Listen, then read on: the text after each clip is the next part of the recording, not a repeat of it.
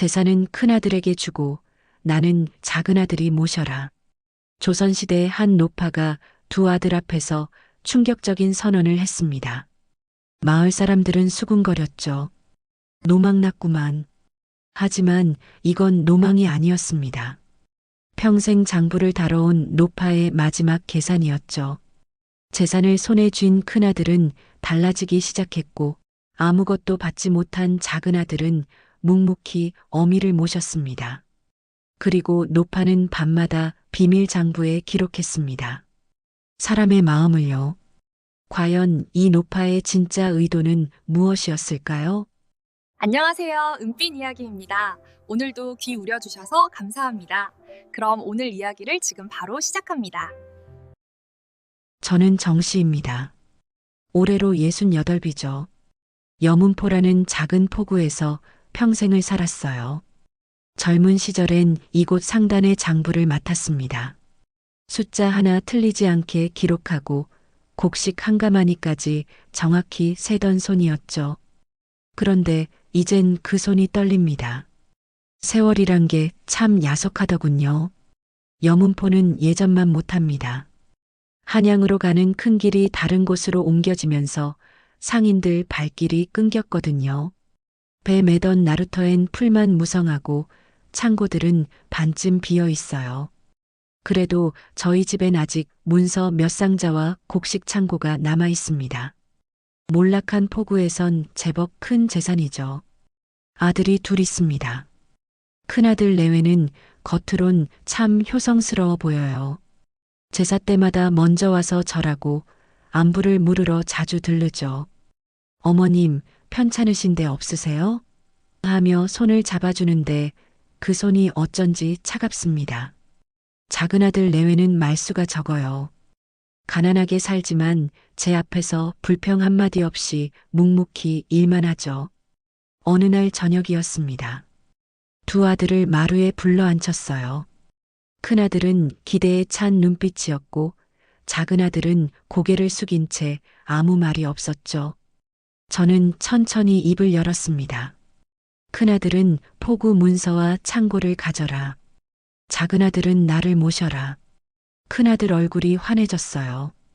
작은아들은 그저 묵묵히 고개를 끄덕였죠. 며느리들 표정은 정반대였습니다. 큰 며느리는 웃음을 감추느라 애쓰는 듯했고 작은 며느리는 당황한 기색이 역력했어요. 다음 날부터 마을엔 소문이 퍼졌습니다. 정씨 노파가 노망났대. 재산은 다 큰아들 주고 자기는 가난한 작은아들한테 가겠다니. 평생 장부 맡던 사람이 이제 셈도 못하나 봐. 장터에서도 우물가에서도 제 이야기였죠. 저는 그저 조용히 웃었습니다. 노망이라고요? 아닙니다. 이건 제가 평생 숫자를 다루며 배운 마지막 셈법이거든요. 사람의 마음을 재는 저울은 재산이 아니라 시간이라는 걸 이제야 쓸 때가 온 겁니다. 문서를 넘겨받은 날 큰아들 내외의 집엔 불이 늦게까지 켜져 있었습니다. 큰아들은 문서 상자를 펼쳐놓고 하나하나 살폈어요. 이 창고 곡식을 팔면 은 몇 냥이고 이 땅 문서는 한양 상인에게 넘기면 큰 며느리는 옆에서 주판을 튕기며 장부에 숫자를 적었죠. 두 사람 얼굴엔 만족스러운 미소가 번졌습니다. 여보, 우리가 잘한 거예요. 그동안 효도한 보람이 있잖아요. 큰 며느리가 말했습니다. 큰아들은 고개를 끄덕이며 문서를 쓰다듬었어요.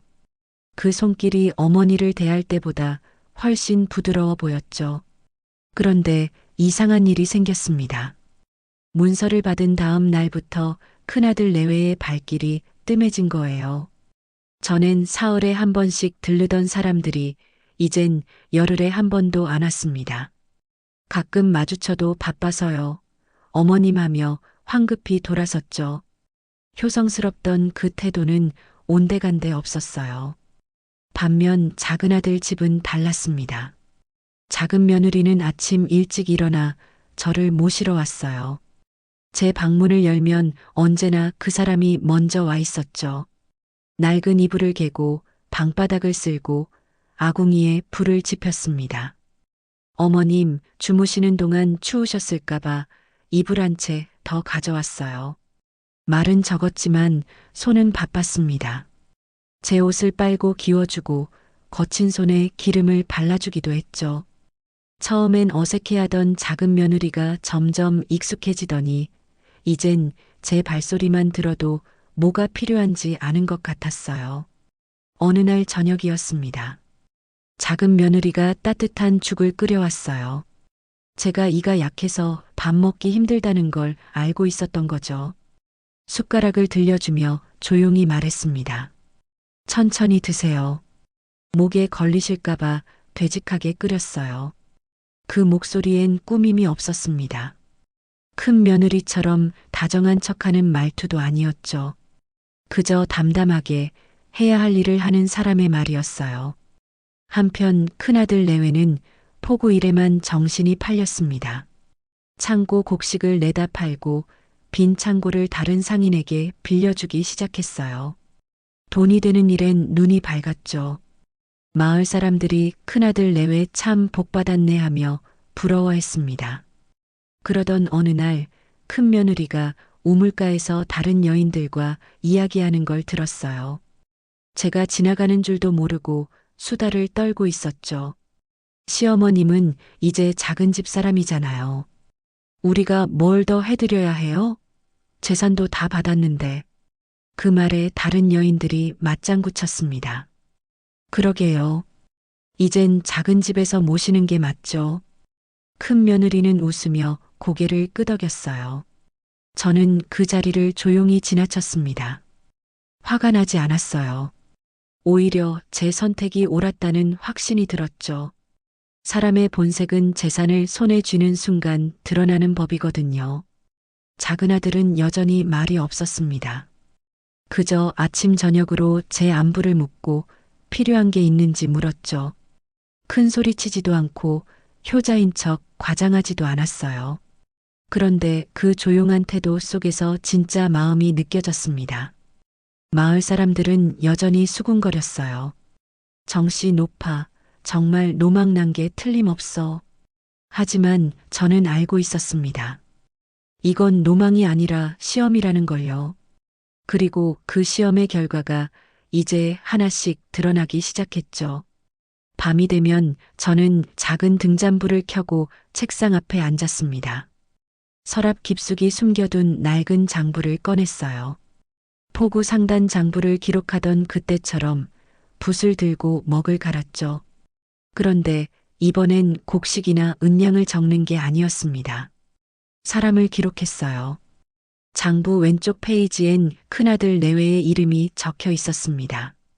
그 아래 날짜별로 제가 본 것들을 적었죠.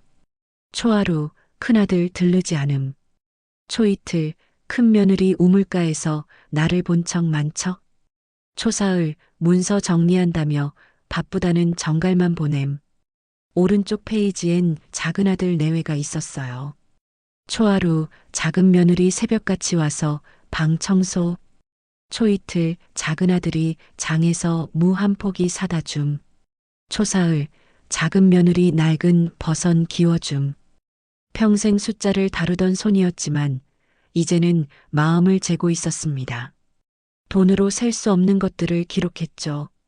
누가 먼저 손을 내미는지, 누가 말없이 챙기는지, 누가 귀찮아하는 기색을 보이는지요.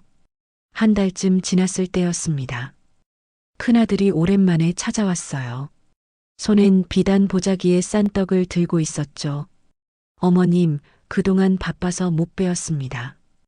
건강하시죠? 웃는 얼굴이었지만 눈은 웃지 않았어요. 떡을 내려놓으며 슬쩍 주위를 둘러보더니 물었습니다. 작은 집에서 어머님 잘 모시나요? 불편한 건 없으시고요? 저는 고개를 끄덕였습니다. 불편한 거 없다. 큰아들은 안심한 듯 웃었어요. 그러곤 또 바쁘다며 황급히 돌아갔죠. 떡을 놓고 간 지 채 반 시즌도 안 됐습니다. 그날 밤 장부에 적었어요. 큰아들, 떡 한 보자기 놓고 감. 머문 시간 반 시즌. 내 얼굴보다 작은 집 형편 묻는데 더 관심 있어 보임. 반면 작은 아들은 손에 든 게 없이 왔습니다. 그저 마루 끝에 앉아 제 옆을 지켰죠. 말이 없었어요. 한참을 그렇게 앉아 있다가 조용히 물었습니다. 어머님, 허리는 좀 어떠세요? 지난번에 아프시다고 하셨잖아요. 지난달에 제가 한번 허리가 아프다고 했던 걸 기억하고 있었던 겁니다. 저는 놀랐어요. 큰아들은 그 말을 들었는지조차 모를 텐데요. 괜찮다. 이젠 많이 나았어. 작은 아들은 고개를 끄덕이며 한참을 더 앉아 있었습니다. 그러곤 해가 질 무렵에야 일어났죠. 그럼 저는 이만 가보겠습니다. 그게 전부였어요. 장부에 적었습니다. 작은 아들, 빈손으로 옴. 2시즌 넘게 곁에 앉아 있음. 지난달 내 말 기억하고 물어봄. 어느 날 큰 며느리가 찾아왔습니다. 손에 약재를 들고 있었어요. 어머님, 이거 몸에 좋다고 해서 샀어요. 드세요. 값비싼 약재였습니다. 그런데 이상했어요. 제가 무슨 병이 있는지, 뭐가 불편한지 묻지도 않고 그냥 약만 놓고 갔거든요. 마치 의무를 다했다는 듯이요. 잘 드시고 건강하세요. 저희도 바빠서요. 그 말을 남기고 사라졌습니다. 약재는 비쌌지만 마음은 없었어요. 며칠 뒤 작은 며느리는 그냥 왔습니다. 앉아서 제 손을 잡고 물었죠. 어머님, 요즘 입맛은 어떠세요? 뭐 드시고 싶은 거 있으세요? 손을 잡은 채 한참을 기다렸어요. 제가 대답할 때까지요. 비싼 약재는 없었지만 제 말을 들으려는 마음이 있었습니다. 장부는 날마다 채워졌습니다.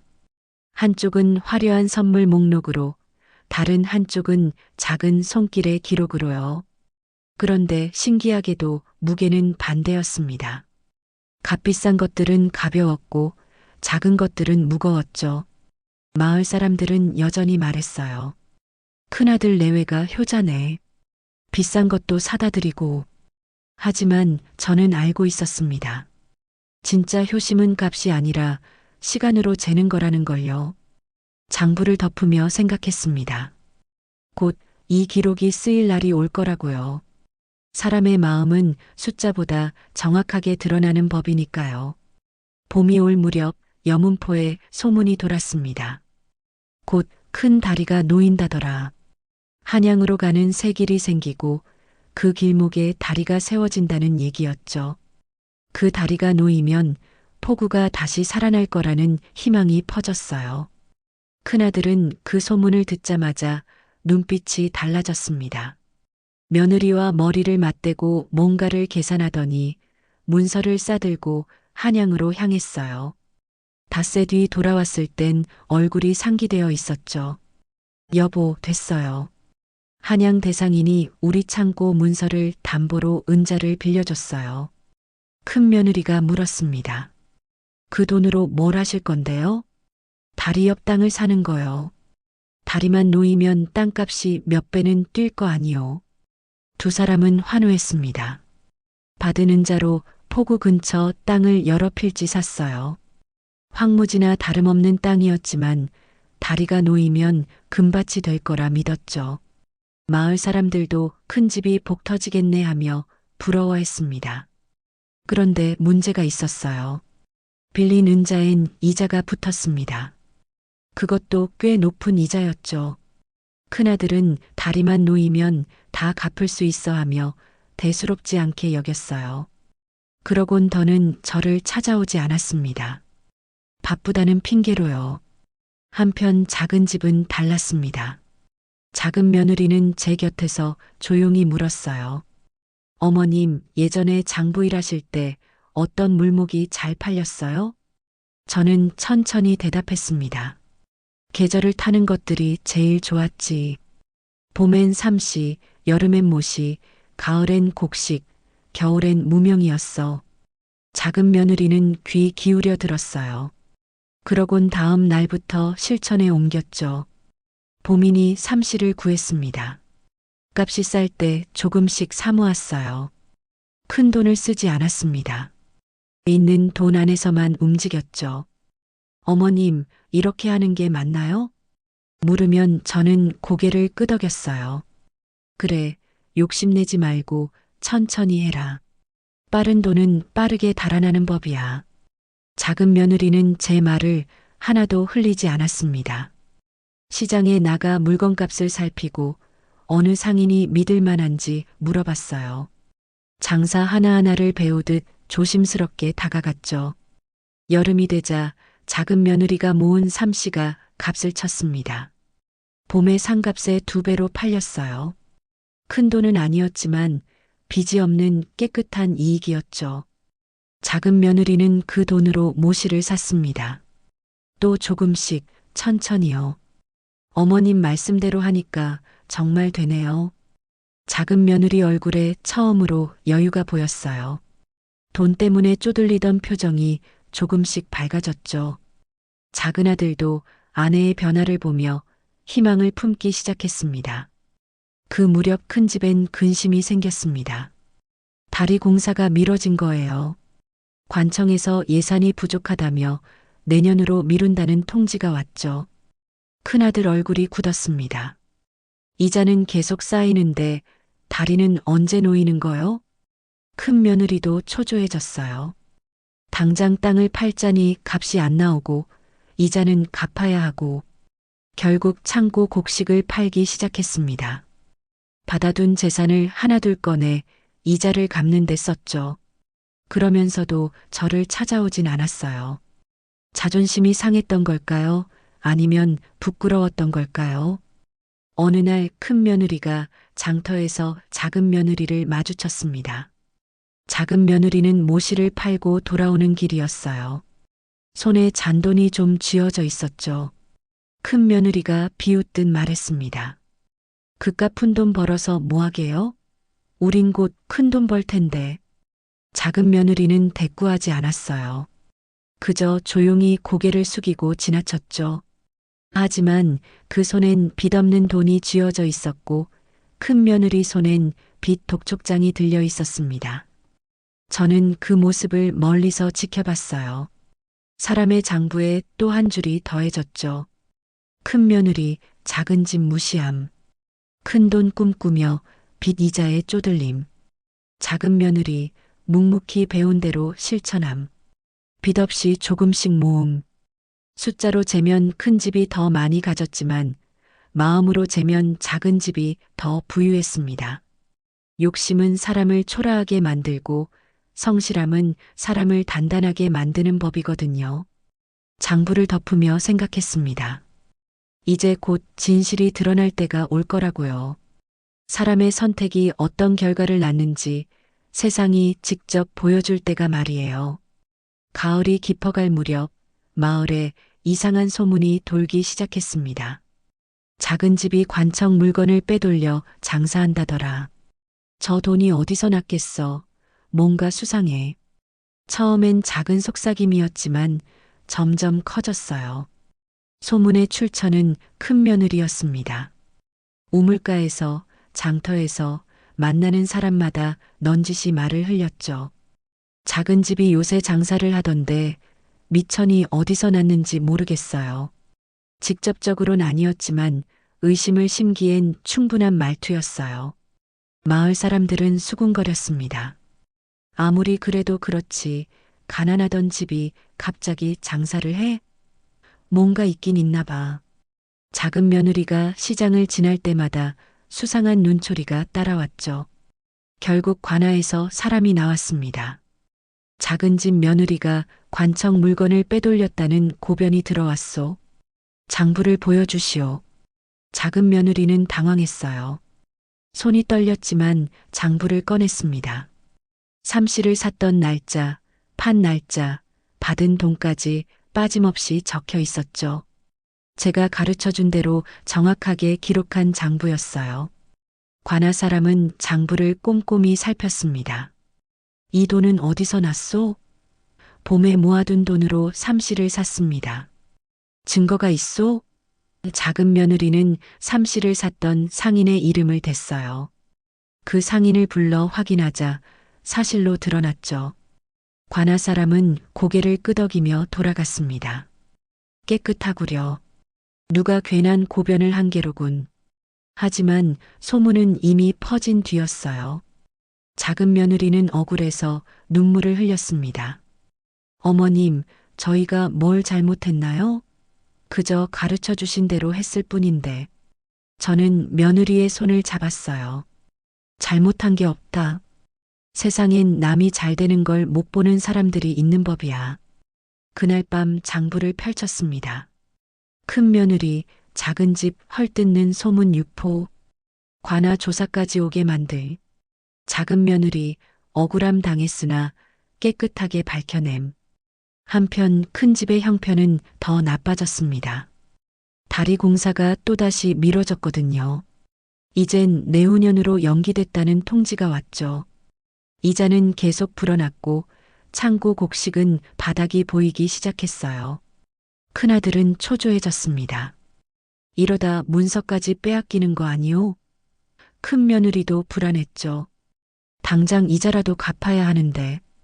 둘은 밤마다 싸웠습니다. 서로를 탓하며 목소리를 높였어요. 그러면서도 저를 찾아오진 않았어요. 자존심이 허락하지 않았던 걸까요? 아니면 부끄러워서였을까요? 어쩌면 둘 다였을 겁니다. 마을 사람들은 이제야 알기 시작했어요. 큰 집이 빚을 많이 졌다더라. 땅 투기했다가 낭패봤대. 작은 집 괜히 모함했구만. 평판이 조금씩 뒤집히기 시작했죠. 저는 조용히 지켜봤습니다. 사람의 마음은 결국 드러나는 법이거든요. 화려한 겉모습 뒤에 숨은 욕심도, 소박한 모습 속에 담긴 성실함도요. 이제 세상이 그걸 보기 시작한 겁니다. 겨울이 오기 직전 저는 관아로 향했습니다. 작은 아들이 부축했지만 제 걸음은 단단했어요. 손에는 낡은 보자기에 싼 장부 2권이 들려 있었죠. 관아 마당엔 사람들이 모여 있었습니다. 작은 집을 고변했던 일이 아직 소문으로 남아 있었거든요. 제가 나타나자 모두 놀란 표정을 지었어요. 정씨 노파가 왜 관아에? 관리가 물었습니다. 무슨 일로 오셨소? 저는 보자기를 풀었어요. 제 작은 집 며느리를 고변한 일 거짓이었습니다. 사람들이 웅성거렸습니다. 저는 첫 번째 장부를 꺼냈죠. 작은 며느리가 기록한 장부였어요. 이게 작은 집 장부입니다. 제가 직접 가르쳐준 방식으로 적었죠. 보십시오. 날짜, 물목가, 상인 이름까지 빠짐없습니다. 관리가 장부를 살폈어요. 한 글자 한 글자 정확했습니다. 과거 제가 포구 상단 장부를 맡던 그 방식 그대로였죠. 이건 조작할 수 없는 기록입니다. 상인들에게 물어보면 다 확인됩니다. 그러곤 두 번째 장부를 꺼냈어요. 제가 밤마다 적어온 사람의 장부였습니다. 그리고 이건 제가 기록한 것입니다. 두 아들 내외가 저를 어떻게 대했는지 날짜별로 적었죠. 관리가 펼쳐보았습니다. 큰 집과 작은 집의 행동이 낱낱이 적혀 있었어요. 누가 얼마나 찾아왔는지, 무슨 말을 했는지, 어떤 태도를 보였는지요.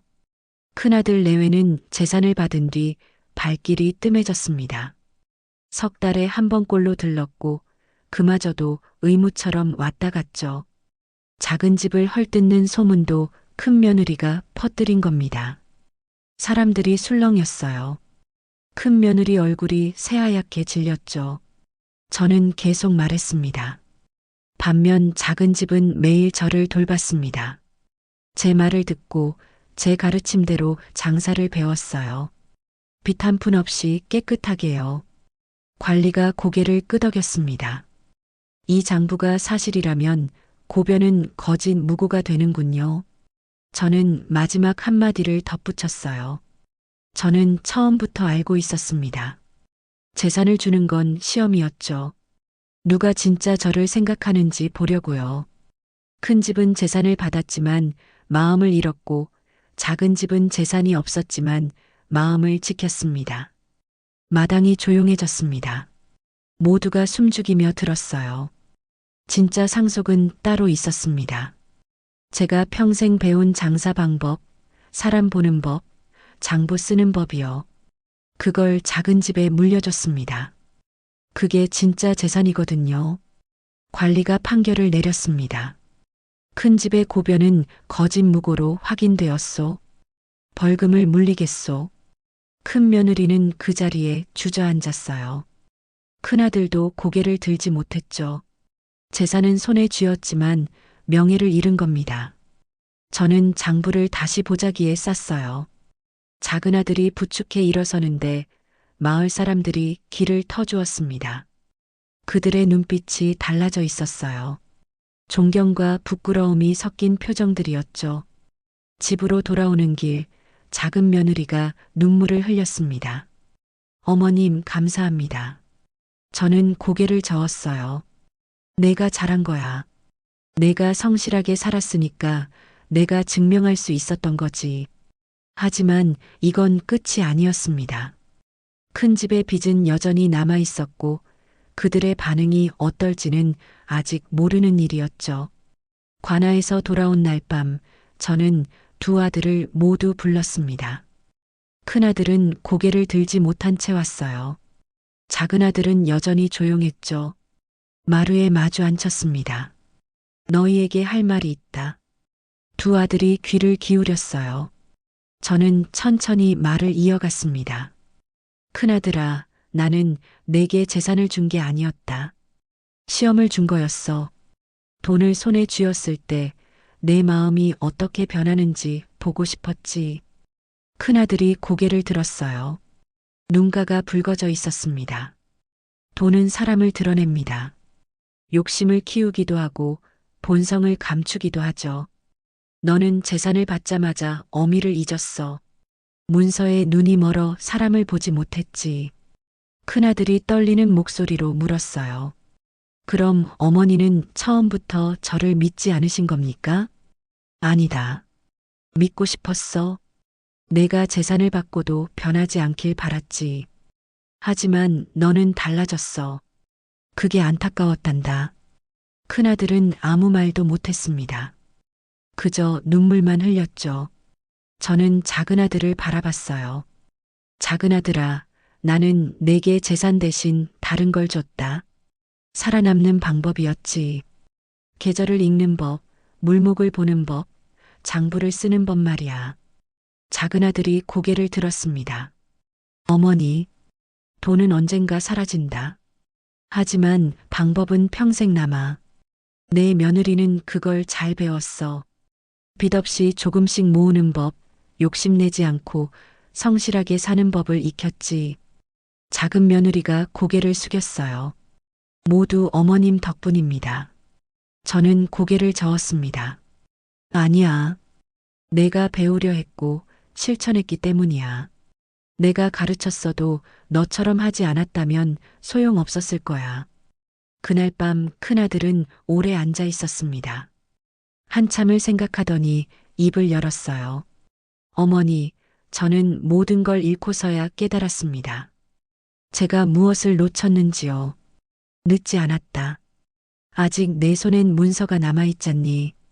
빚을 갚고 다시 시작할 수 있어. 큰아들은 고개를 끄덕였습니다. 그러곤 작은 아들을 바라봤죠. 동생 미안하다. 내 집을 헐뜯고 모함했어. 용서해다오. 작은 아들은 말없이 형의 손을 잡았습니다. 두 형제가 마주보며 눈물을 흘렸어요. 그 모습을 보며 저도 눈시울이 뜨거워졌죠. 봄이 왔습니다.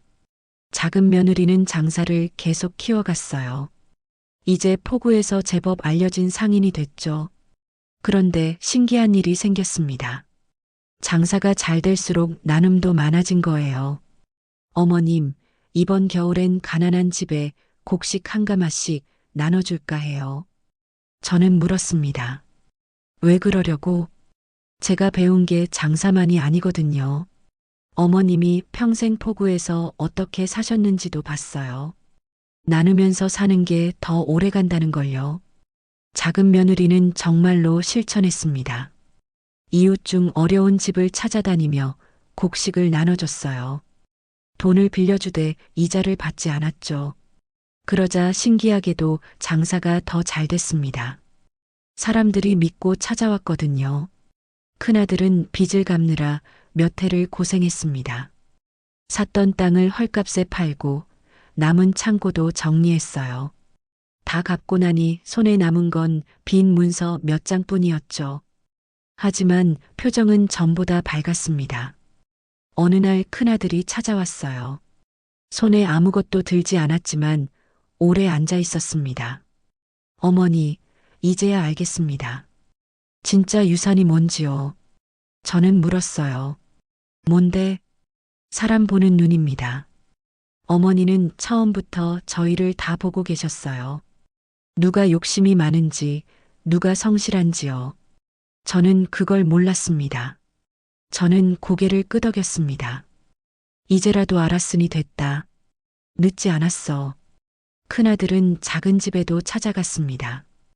동생과 함께 일을 배우기 시작했어요. 욕심내지 않고 조금씩 모으는 법을요. 작은 아들은 형을 받아줬고 작은 며느리는 장사 방법을 가르쳐줬죠.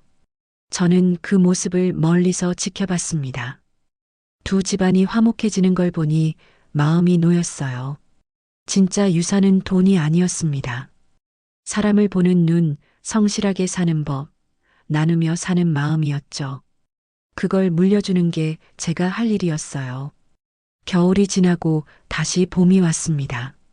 저는 이제 편안히 앉아 두 아들 내외를 바라볼 수 있었습니다. 한쪽은 빠르게 배우고 있었고 한쪽은 꾸준히 성장하고 있었죠. 그게 제가 바란 모습이었습니다. 세월이 흘렀습니다. 제 머리는 더욱 휘어졌고 걸음도 느려졌어요. 하지만 마음만은 가벼웠습니다. 두 아들이 각자의 자리에서 제대로 살고 있었거든요. 어느 봄날이었습니다. 저는 두 아들 내외를 마지막으로 불러 모았어요. 마루에 둘러앉은 네 사람의 얼굴이 예전과 달라져 있었죠. 큰아들은 겸손해졌고 작은아들은 자신감이 생겼습니다. 너희에게 마지막 말을 남기려 한다. 모두 숨을 죽이고 들었어요. 저는 천천히 입을 열었습니다. 돈은 쓰면 사라진다. 하지만 길은 사람에게 남는단다. 내가 너희에게 준 건 돈이 아니라 길이었어. 어떻게 살아야 하는지, 어떻게 사람을 대해야 하는지 그 길 말이야. 작은 며느리가 눈물을 닦았어요. 저는 그 사람을 바라보며 말했습니다. 내가 이제 포구 상단을 맡아라. 내가 평생 지켜온 이 자리를 내게 물려주마. 작은 며느리는 깜짝 놀랐어요. 어머님, 제가 어찌 그런 큰일을요. 너는 이미 하고 있었어. 성실하게 장사하고 나누며 살고 사람을 먼저 생각하는 것 말이야. 그게 바로 상단 주인이 해야 할 일이지. 큰아들도 고개를 끄덕였습니다. 어머니 말씀이 맞습니다. 동생 며느리가 제일 적합해요. 작은 며느리는 떨리는 손으로 절을 올렸어요. 명심하겠습니다. 어머님. 그날부터 작은 며느리는 포구 상단의 주인이 됐습니다. 큰 집과 작은 집이 함께 일했어요. 큰아들은 자존심을 내려놓고 동생 며느리에게 배웠죠. 욕심을 버리고 사람을 먼저 보는 법을요. 상단은 조금씩 커졌습니다. 하지만 예전처럼 욕심내지 않았어요. 필요한 만큼만 키우고 남는 건 이웃과 나눴죠. 포구에 다시 활기가 돌기 시작했습니다. 마을 사람들이 말했어요. 정씨 노파가 정말 현명했어. 재산보다 사람을 남겼구만. 그들의 눈엔 이제 존경이 담겨 있었습니다. 저는 조용히 웃었어요. 제가 바란 게 이거였습니다. 돈을 물려주는 게 아니라 사람을 키우는 거요. 그 사람들이 또 다른 사람을 살리며 사는 거죠. 어느 겨울 저녁이었습니다. 눈이 소복이 내리는 날, 저는 창가에 앉아 포구를 바라봤어요. 상단 창고엔 불이 켜져 있었고 사람들이 오가며 일했습니다. 그 모습이 참 평화로웠죠. 작은 며느리가 방에 들어와 이불을 덮어줬어요. 어머님, 추우실까 봐요. 저는 그 손을 잡았습니다. 고맙다. 내가 있어서 내 마음이 편하구나. 어머님이 가르쳐 주신 덕분입니다. 저는 고개를 저었어요. 아니야. 내가 배우려 했기 때문이지. 가르침은 누구나 줄 수 있어. 하지만 배우는 건 마음먹은 사람만 할 수 있단다. 그날 밤 저는 평생 적어온 장부를 마지막으로 펼쳤습니다. 사람의 장부요. 거기엔 두 아들 내외의 이름이 나란히 적혀 있었어요. 이젠 둘 다 제대로 된 길을 가고 있었죠. 마지막 장에 한 줄을 적었습니다. 진짜 복은 재산이 아니라 사람을 살리는 선택이었다. 붓을 내려놓으며 생각했습니다. 제 평생이 헛되지 않았다고요. 돈이 아니라 사람을 남겼으니까요. 그게 제가 세상에 남기는 진짜 유산이었습니다. 눈은 계속 내렸고 폭우는 고요했습니다. 하지만 그 고요함 속엔 따뜻한 온기가 있었어요. 사람이 사람을 생각하는 마음, 그게 바로 진짜 상속이었죠. 여기까지 은빛 이야기였습니다. 오늘의 이야기가 마음의 작은 여운으로 남았기를 바랍니다. 다음 이야기에서도 조용히 진심으로 찾아뵙겠습니다. 고맙습니다. 구독과 좋아요 부탁드립니다. 감사합니다.